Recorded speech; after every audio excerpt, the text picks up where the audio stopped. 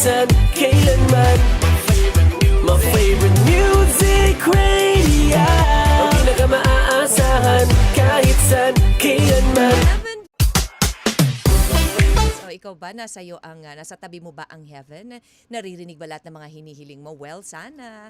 Pero kung minsan, diba, ang dami nating hinihiling, binibigay naman sa atin yung mga signs, tapos sasabihin natin, Lord, additional sign please, diba? Oo, masyado tayong masyado tayong hingi ng hingi. Kaya minsan, baka sabihin sa'yo ni Lord, sige, kakasign mo, baka iba ang mag-sign dyan, diba? Huwag masyadong choosy kapag binigay, dapat matuto rin tayong tanggapin kung ano na yung sign na yon. Ibig sabihin, hanggang dun na lang sagad na, huwag na masyadong tumatawad pa, di ba? Happy Friday, ka-vibes! Happy Friday, everyone! Ayan, isa na naman pong maulan na Biyernes. Ayan ka-vibes. Grabe naman, di ba? Another weekend to look forward to, of course. And kaso nga lang, dahil sa bagyo, mukhang mapupurnada na naman ang mga plano natin this weekend. Ikaw ba, saan mo ba planong pumunta ngayon, ka-vibes, ha? Ito na nga lang ang mga araw na pwede nating ma-enjoy, yung pinaghirapan, at pinagsisikapan nating pagkayod sa araw-araw, di ba?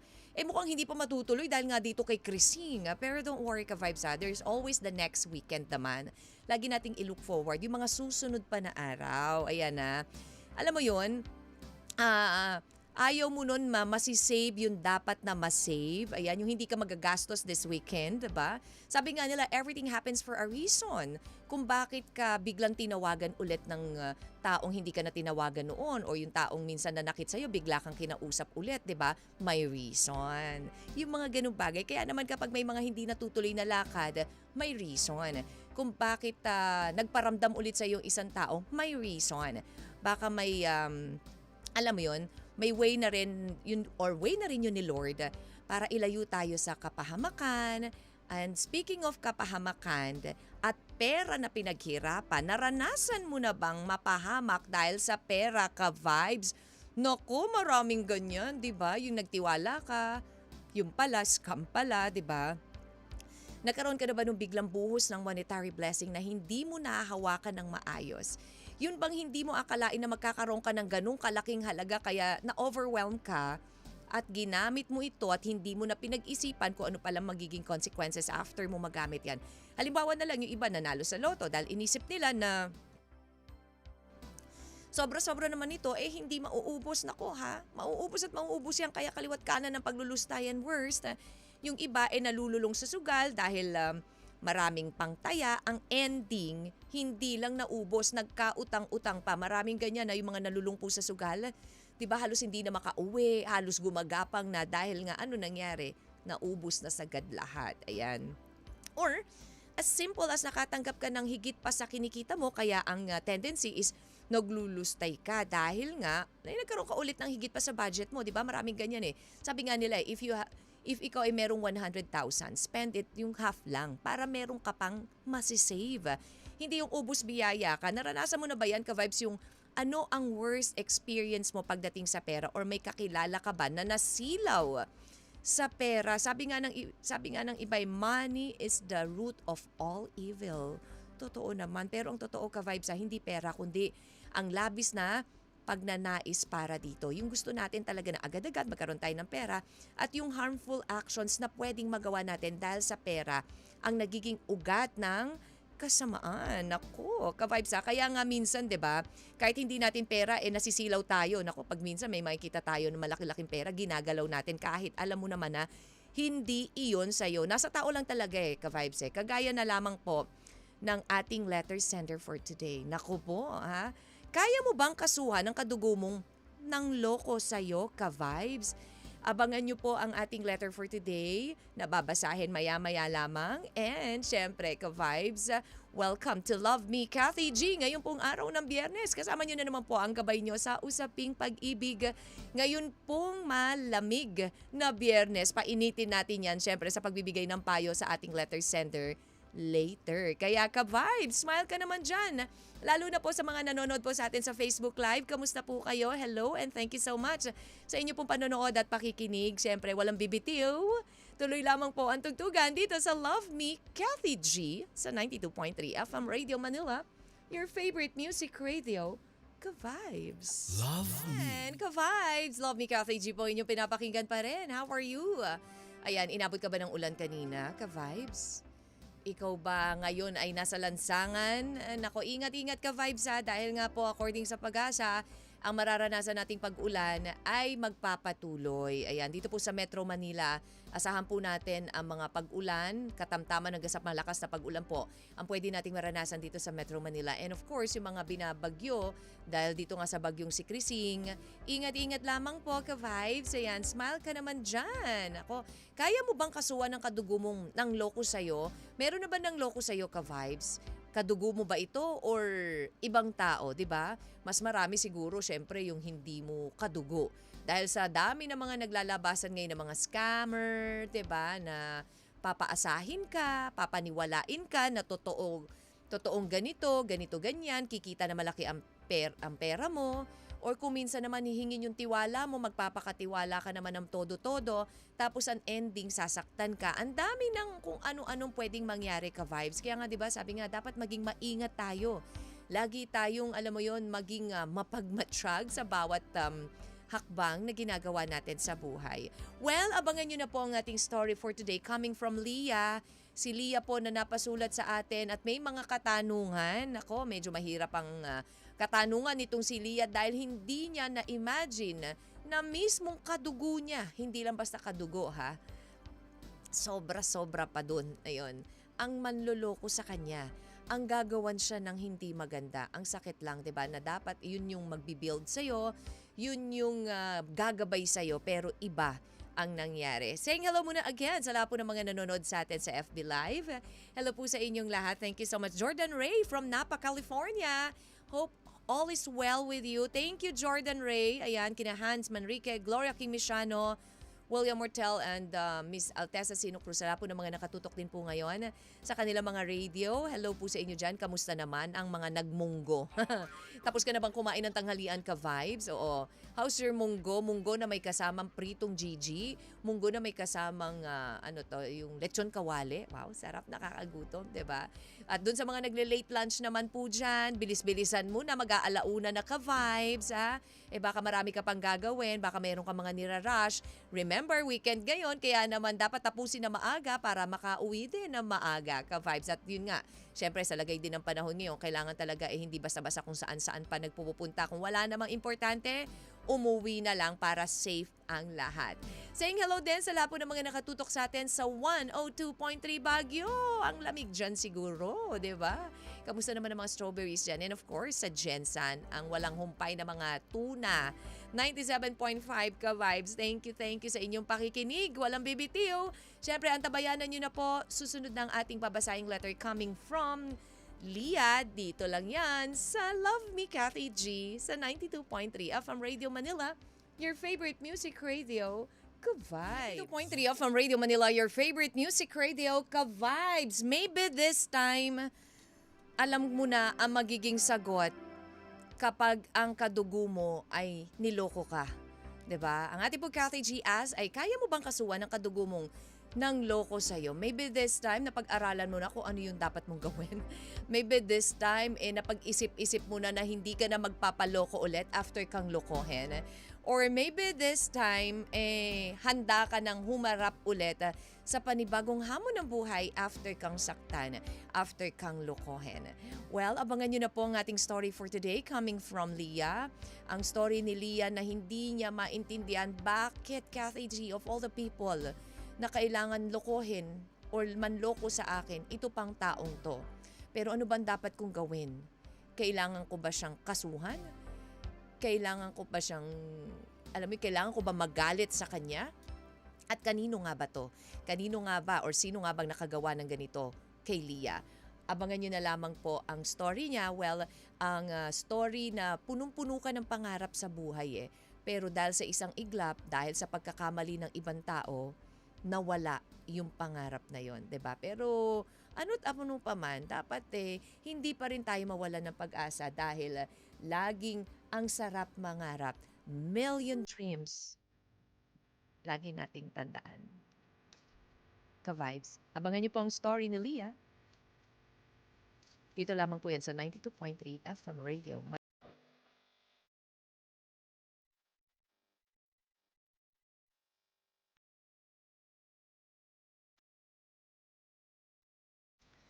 This love letter is from Leah.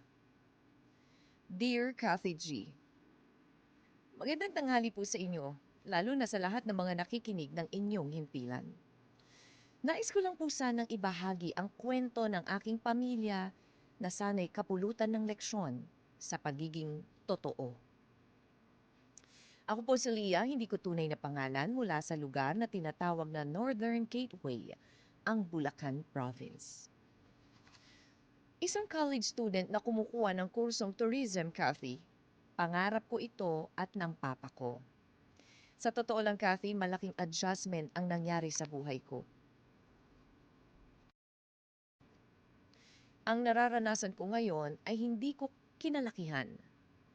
Bata pa lamang kasi ako ay buhay prinsesa na ako at lahat ng gusto ko ay ibinibigay lahat sa akin ng papa ko at ng lola ko. Sinigurado rin ng papa ko na wala akong magiging problema, Kathy. Kapag tumungtong na ako ng kuleyo dahil may trust fund sila para sa akin. Sadyang itinabi ni papa ito para matiwasay at malayang makapag-aral ng kahit anong kursong gusto ko. Sinigurado rin ni papa ko na walang magiging problem. Kathy, ang buhay ko sa piling ng papa at lola ko ay kaiinggitan at ipagdarasal ng iba na sana'y maranasan din nila. Napakaswerte ko sa papa at lola ko, Kathy, dahil talagang secured ang future ko. Ang tangi ko na lang kailangan gawin ay galingan sa aking pag-aaral para matupad ang pangarap ko para sa sarili ko at matupad ang gusto ng aking papa. Ngunit lahat ng ito ay nagbago nang dumating ang pandemya. Isa sa mga tinamaan ng sakit ay ang lola ko. Hindi namin alam ang gagawin ng mga panahon na yon, Kathy. Ako at si papa lamang ang kasama ni lola sa bahay. Wala kaming ibang kasama sa bahay dahil si mama ay hindi na namin kasama pa.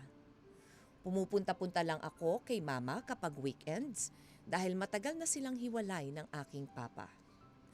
Kaya naman hindi namin alam kung ano or saan kami hihingi ng tulong noon. Hanggang sa hindi na kinaya ni lola ang sakit, sobrang sakit, sobrang biglaan ang lahat ng mga pangyayari. Sa isang iglap, ang lola ko nakatulong ni papa para palakin ay pumanaw na, Kathy. Dito namin nalaman na may itinabi din palang trust fund si lola para sa akin. Hindi biro ang iniwan ni lola, Kathy, at malaking halaga ang iniwan niya para sa akin.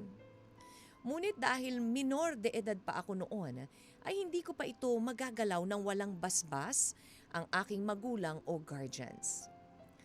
Makukuha or magagalaw ko lamang ito pagtungtong ko ng legal age.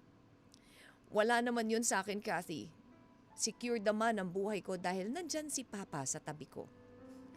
Pero pagkatapos lang ng 9 na araw ay sumunod din si papa kay lola. Ang inaakala ko na kaagapay ko sa buhay ang aking sandalan ay susunod din agad kay lola, Kathy. Dahil siya ang pangunahing mag-aalaga kay lola ng tamaan ng sakit, ay nagkaroon din ito ng COVID asymptomatic. Kaya naman sabi niya noon ay gagaling din siya dahil wala naman siyang nararamdaman kahit na ano. Pero dahil nagsabay-sabay ang mga kailangang asikasuhin, ang burol, ang pag-aayos ng mga naiwang gamit, sobra siyang napagod at bumaba ang kanyang immune system. Sa sobrang pagod niya ay walang sapat na pahinga, hindi niya namalayan ay unti-unti na rin siyang nanghihina. Sa huli ay bumigay na din ang kanyang katawan. Para akong pinagsakluban ng langit at lupa, Kathy. Hindi ko alam kung paano pa ako magpapatuloy sa buhay nang wala sila sa tabi ko. Buong buhay ko sila ang umalalay sa akin. Hindi ko nakita na ganito sila kaaga kukunin sa akin. Sobrang hirap, Kathy. Pero kailangan kong lumaban para na rin sa kanila. I want them to be proud of me. Fighting, ika nga. Ang sabi ko na lang sa sarili ko ay tutuparin ko na lang ang mga pangarap na sabay-sabay naming binuo ni na Papa at Lola. Pati na rin ang pangako kung magiging proud sila sa akin dahil gagamitin ko ang trust fund na iniwan nila sa akin para magtagumpay sa buhay. Dahil wala na nga rin si Lola at Papa ay nag-iisa na lang ang guardian ko sa buhay, si Mama. Wala na ako naging choice, kailangan ko nang makasama si Mama sa bahay, Kathy. Lumipat si Mama at ang bunso kong kapatid sa bahay ni na Lola at Papa. Kasabay ng paglipat nila ay ang paglipat din ng trust fund trustee na sa pangalan ni Mama. Dahil siya ang legal guardian ko at trustee ng iniwang pera sa akin, siya lang ang may full access dito. Ganito magiging setup hanggang maging 22 years old ako. Uulitin ko, Kathy, okay lang naman yun sa akin dahil ilang taon na lang naman ay malilipat na rin sa akin. Sa kapanatag naman ako na safe ang perang iniwan sa akin kay Mama. Dumating na ang taon na papasok na ako sa kolehiyo, nakapili na ako ng kursong kukunin at ang school na papasukan ko, kasama ko pa si Mama na nag-asikaso ng mga requirements ko, Kathy. Naging maayos naman ang proseso ng pagpasok ko sa kolehiyo. Masaya akong aralin ang kursong tourism dahil sa isip at puso ko ay hindi lang ito para sa akin. Para rin ito kay Papa at Lola na ibinuhos ang buong buhay nila para sa akin. Naging masaya ang unang taon ko sa kolehiyo, Kathy, pero paunti-unti itong nagbabago. Nagkakaproblema kami sa bangkong may hawak ng trust fund dahil ayon kay Mama ay nagpalit na ng patakaran ng bangko at mas strikto na sila at hindi ito basta-basta makukuha. Kaya naman dahil dito ay nade-delay ang pagbabayad namin sa tuition ko. Puro promissory note mula ang ibinibigay ko para makapag-take ako ng mga exams. Nagtuloy-tuloy ang ganitong setup namin hanggang sa isang araw pagka-uwi ko galing school ay napansin ko si Mama na tuliro at may pinoproblema. Kaya naman tinanong ko siya kung anong problema. Laking gulat ko na lang nang manghingi siya ng tawad sa akin, Kathy. Naguguluhan ako kung bakit siya humihingi ng tawad. Hindi ko siya maintindihan kaya paulit-ulit ko din siyang tinanong kung ano bang nangyayari sa kanya. Tinignan niya ako na may luha sa mga mata niya, Kathy, at sinabing kaya hindi niya maibigay ang pera na galing sa trust fund ko ay dahil naubos na niya ito. Hindi dahil pinaghihigpitan kami ng bangkong may hawak ng pera ko kundi sa kanyang kagagawan. Kathy, noong nalaman ko na nalulung sa sugal ang mama ko, unti-unti niyang kinuha ang pera sa bangko at ginamit sa pagsusugal. Nang paubos na ang pera sa bangko ay nagsimula na rin siyang mangutang. Ang perang iniwan sa akin ng Lola at Papa ko ang ginamit niyang pambayad sa mga inutangan niya. Lahat ng perang itinabi ni Lola at Papa ko ay nalimas ni Mama, Kathy. Akala daw niya ay maibabalik niya pa ito kapag tumaya pa siya ulit, ngunit kahit ang natitirang pera niya ay naipatalo na niya. Galit na galit ako sa mama ko, Kathy. Dahil iyon na lang ang pinangahawakan ko para magpatuloy sa buhay at ipakita kila Papa at Lola na worth it ang perang iniwan nila sa akin. Dahil gagamitin ko itong pagtupad sa mga pangarap ko at mga naipon na pera para sa kinabukasan ko. Pero wala ng pera ng dahil sa sugal. Para na ring nasunog ang pera ng Papa at Lola ko. Kasama ng pangarap ko, parang lumipad na lang ito sa kawalan ng dahil sa kapabayaan ni Mama. Hindi ko alam ang gagawin ko, Kathy. Nasaktan ako ng sobra. Sobrang galit ko, pero mama ko pa rin siya. Ang pera na siya sanang tulay para matupad lahat ng gusto ko sa buhay ay nawala lamang ng parang bula. Hanggang sa ngayon, palaisipan pa rin sa akin kung kakasuhan ko ba ang sarili kong ina o kakausapin na lang siya.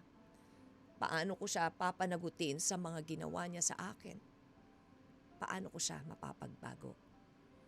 Maraming salamat, Kathy, sa pagbasa ng aking mahabang liham. Hanggang dito na lamang po. Nagmamahal, Lia. Inaasahan mo sana natutupad ang mga pangarap mo, parang naglaho na. Hindi lang parang naglaho na talaga dahil nagalaw yung pera na itinatabi para sa'yo, di ba? Yung nanay mo talaga, ano ba nangyari?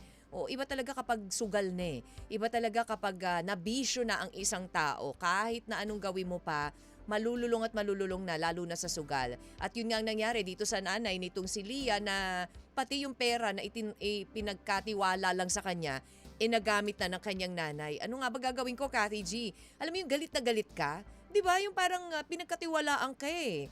Tapos, meron kang gusto mangyari, itinabi mo itong pera na to dahil meron kang gustong ma-achieve. Hindi nung hahanapin mo na yung pera mo, kukunin mo na yung pera mo, biglang, asan na? Wala na. Alam nga naman matuwa ka nun, natural magagalit ka. Well, nanay pa rin ni Lia itong nakagawa sa kanya ng hindi maganda, pagkuha, paglustay ng kanyang pera para sa kinabukasan niya sana. Pero ano nga bang gagawin ko, Cathy G? Kakausapin ko ba nanay ko? Kakasuhan ko. 0916-563-1777. Yan po ang ating text line again. It's 0916-563-1777. Or posted po yan sa aming pong Facebook page, 92.3 FM Radio Manila, or my FB page, DJ Cathy G. Kaya mo bang kasuhan ng kadugo mong nang loko sa'yo? Ano ba ang dapat gawin ng ating letter sender na si Lia dito sa kanyang ina na humingi ng kapatawaran? Nalustay ko yung pera mo, yung pera na para abutin sana ang pangarap mo, anak. Pero paano na, nasaan na? Ano ba gagawin niya? Ka-vibes, let's help po, Lia. Ngayon, ano na lang, yung nanay na lang sana niya inaasahan niya pero wala pa rin. Kaya sabi niya, Cathy G, ako na lang talaga. All by myself.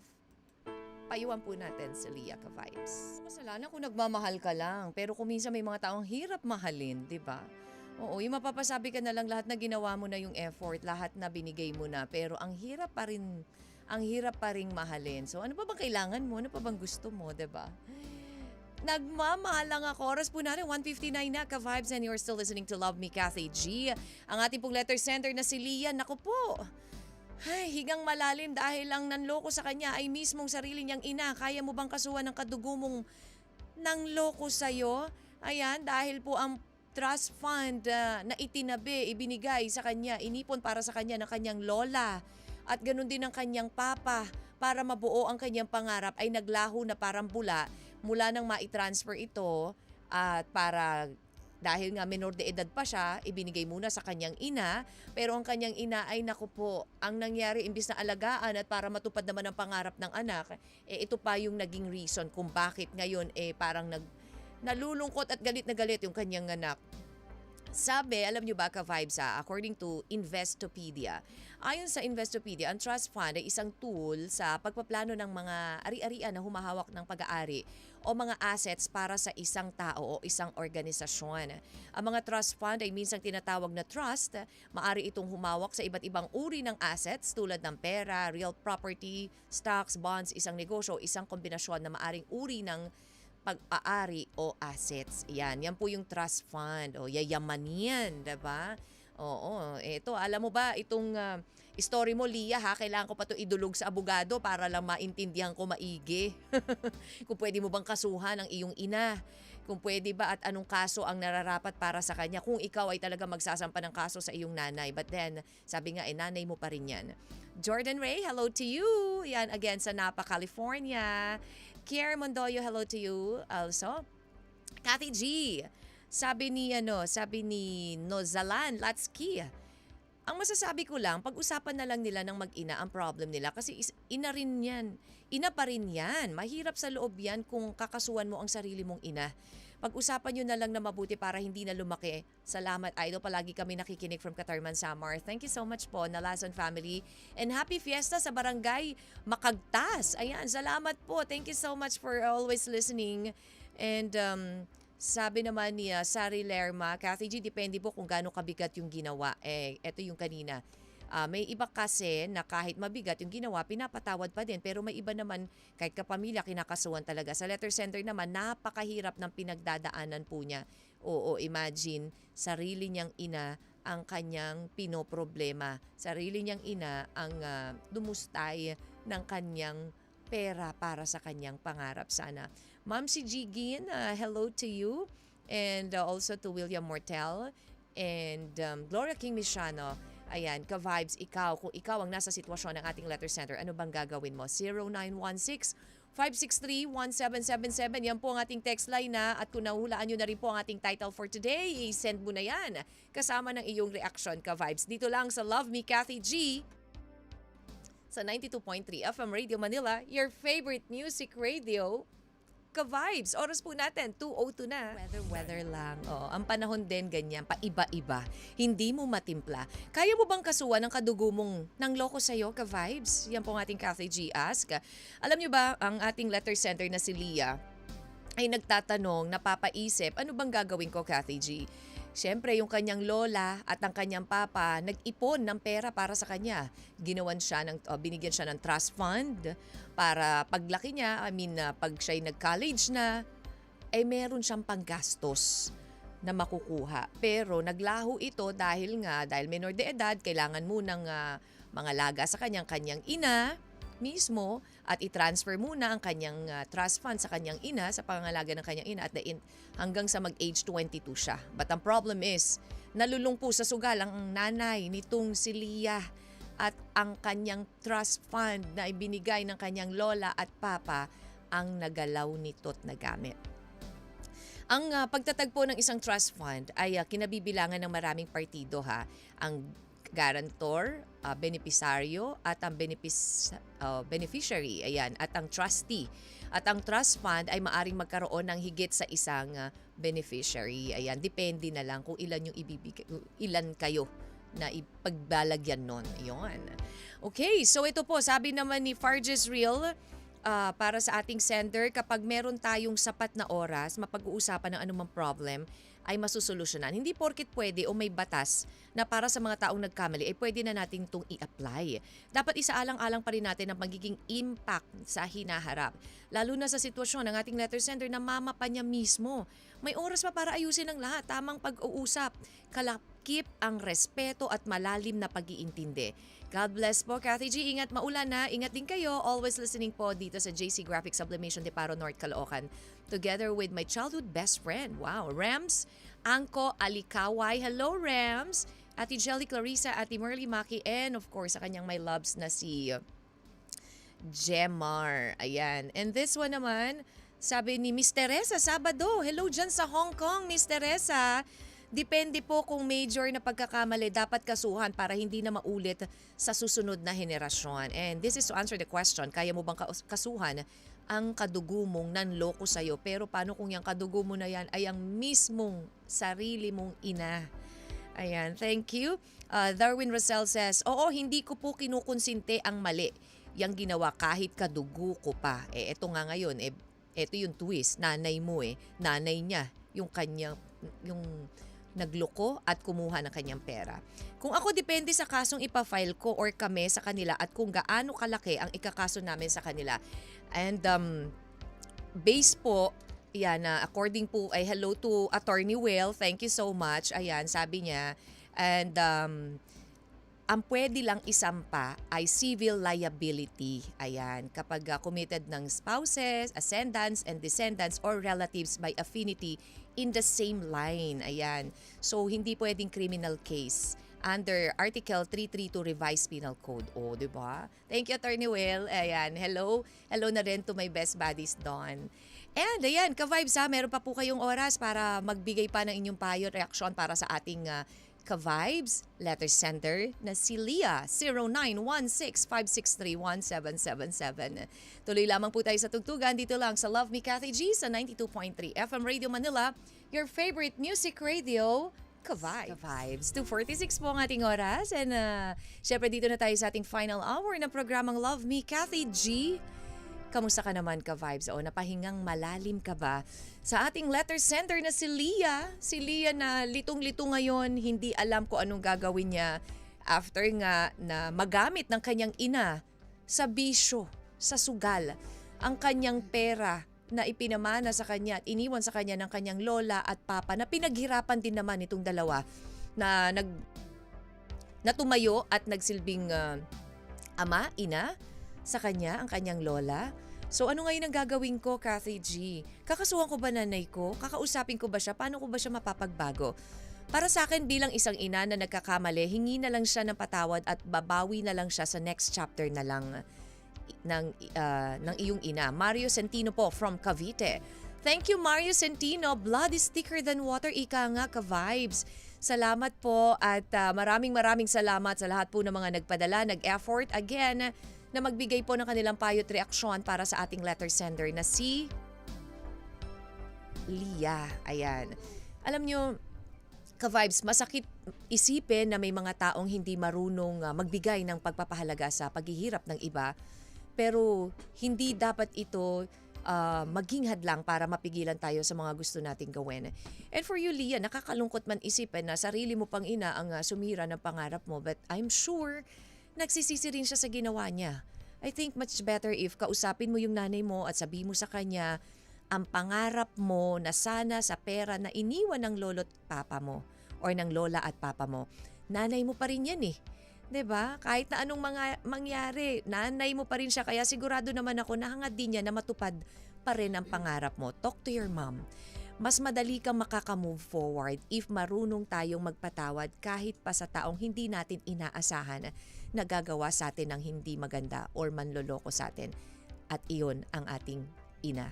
Maraming salamat po and thank you for sharing your story with us, Lia. Again, sa mga gusto po mag-share ng story, email lang po kayo sa lmtkathyg@gmail.com or mag-PM po sa 92.3 FM Radio Manila and my FB page, DJ Kathy G. Thank you so much for keeping me company until Monday. Magkarinigan po ulit tayo dito sa Love Me Kathy G. But of course, tomorrow, magkarinigan tayo sa OPM Hitback. Makakasama niyo po ako alas 10 hanggang 1:00 ng hapon. And this time, syempre, hindi kumpleto ang araw kapag hindi nyo nakasama ang Team Banana Crew. Pero eto, merong iba kayong makakasama ngayong araw na ito. Wow! Yes! Hello mga ka-vibes! Of course, tuloy-tuloy pa rin ang paboritong merienda nating lahat.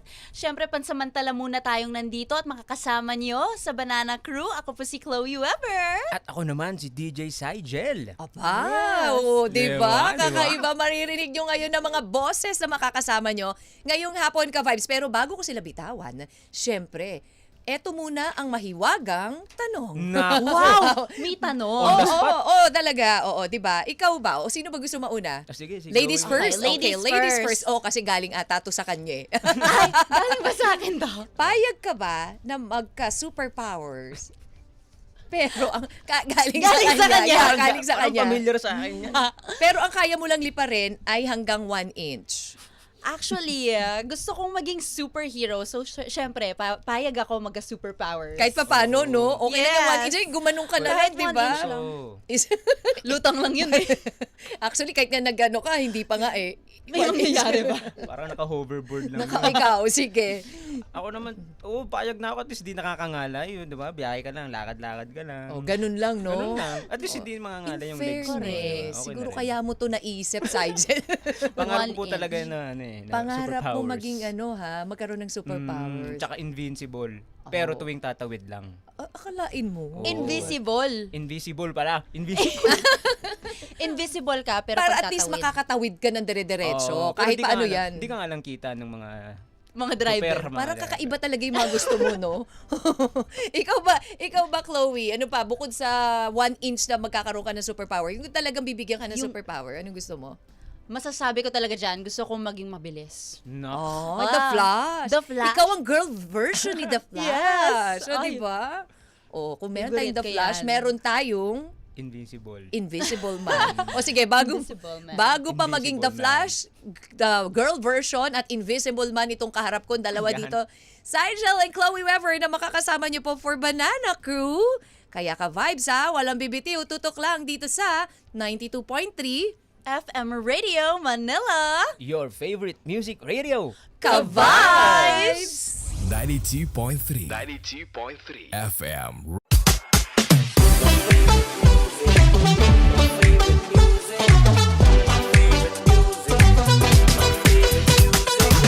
Di ba narinig nyo na sikat, di ba? Diyan nagtatapos ang ating mga pinagsamahang masaya. Mas pinapalawak para mga Pilipino kasama. Naglilingkod